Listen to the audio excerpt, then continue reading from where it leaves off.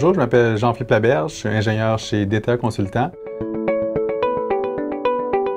Quand je compare, mettons, la modélisation des plaques dans AD versus ADA, on est capable d'appliquer des conditions limites au niveau des rives, des barres de rives, des plaques qu'on n'a pas nécessairement avec ADA.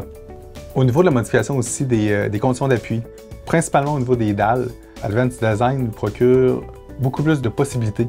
Comparativement à ADA, on crée une plaque, tout est encastré, on vit avec ça, puis avec quelques modifications au niveau du modèle, on est capable d'aboutir finalement à ce qu'on désire lui faire calculer. Mais AD, on est capable d'avoir plusieurs conditions. Cette rive-là est encastrée, l'autre est rotulée.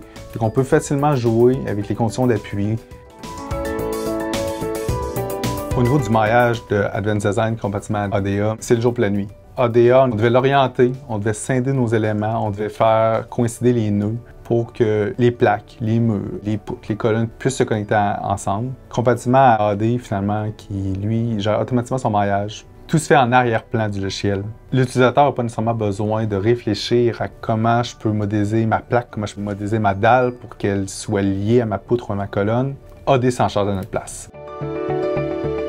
La force du logiciel, c'est au niveau des modules, les générateurs de charge, que ce soit les générateurs sismiques, les générateurs de vent, les générateurs de neige sur les parois. Tout ça est géré en même le logiciel, automatiquement. Comparativement à ADA, que là, il fallait justement appliquer les charges manuellement, scinder les plaques, faire des artifices de mettre une colonne temporaire, mettre une colonne fictive pour être capable justement de scinder les plaques aux bons endroits pour appliquer convenablement nos charges. Un des gros avantages aussi, c'est que la modélisation des charges versus la modélisation des éléments sont complètement indépendants.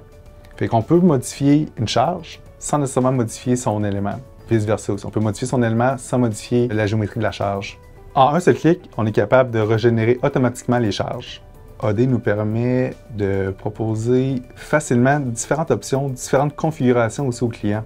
Faisons les tests. Si cette colonne-là, je la change de place, qu'est-ce qui se passe? Fait que là, finalement, en plus d'optimiser la colonne elle-même, on est capable aussi de proposer différentes options pour optimiser la structure en entier.